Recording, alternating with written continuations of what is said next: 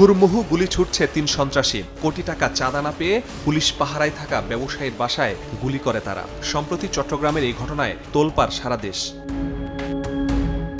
শুধু চট্টগ্রামেই নয়, ঢাকাতেও বেড়েছে সন্ত্রাসী ও চাঁদাবাজদের উৎপাত। ২১ ফেব্রুয়ারি আদাবরে চাঁদা না পেয়ে এমব্রয়ডারি ফ্যাক্টরির ৩ কর্মচারীকে কুপিয়ে জখম করে ১০ থেকে ১২ জন। এর ২ দিন আগে চাঁদা না পেয়ে বছিলার সিটি হাউজিং এলাকায় দোকান কর্মচারীকে দেয়া হয় ইলেকট্রিক শক। প্রধান অভিযুক্ত গ্রেফতার হলেও বন্ধ হয়নি হুমকি ধমকি। হয়তো কাজ করবি, ওরা তো বাইরে আছে, এখন কোথায় আছে আমরা তো আর সঠিক জানি না।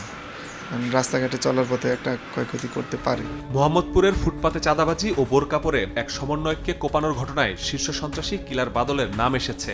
এসব ঘটনায় আতঙ্কে এলাকাবাসী।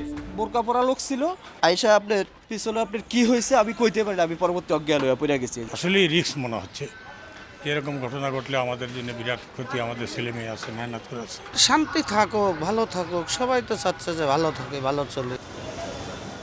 জাতীয় নির্বাচনের পর মোহাম্মদপুরে আবারও বেড়েছে চাঁদাবাজ ও সন্ত্রাসীদের দৈরাত্ম্য। একের পর এক প্রতিষ্ঠানে গিয়ে চাঁদা দাবি না পেয়ে হামলা, কোপানো, এমনকি ইলেকট্রিক শক দেওয়ার ঘটনাও হয়েছে টার্গেট কিলিংয়ের চেষ্টাও।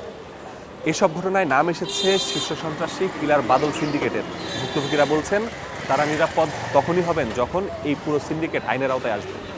পুলিশ সদর দফতরের তথ্য, সারা দেশে অস্ত্রধারী সন্ত্রাসী আছে ৩,০০০। এর মধ্যে ১৫ শীর্ষ সন্ত্রাসী সহ ঢাকাতেই ৪০১ জন, দ্বিতীয় সর্বোচ্চ চট্টগ্রামে ৩৩০ জন। এমন পরিস্থিতিতে সন্ত্রাসী ও চাঁদাবাজদের তালিকা ধরে অভিযানের নির্দেশ দিয়েছেন স্বরাষ্ট্রমন্ত্রী।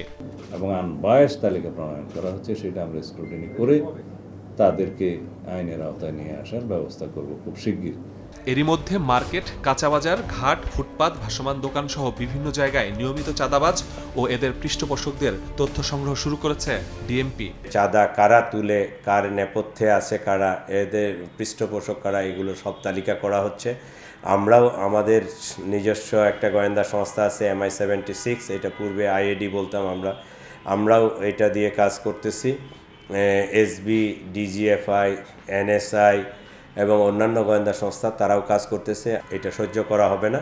এটা দল মত নির্বিশেষে, whoever may be the person, এটা না দেখে আমরা তাদেরকে আইনের আওতায় নিয়ে আসবো। অপরাধ বিশ্লেষক বলছেন, সন্ত্রাসী ও চাঁদাবাজরা রাজনৈতিক শক্তির সমর্থন পায় বলেই পরিস্থিতির উন্নতি হয় না।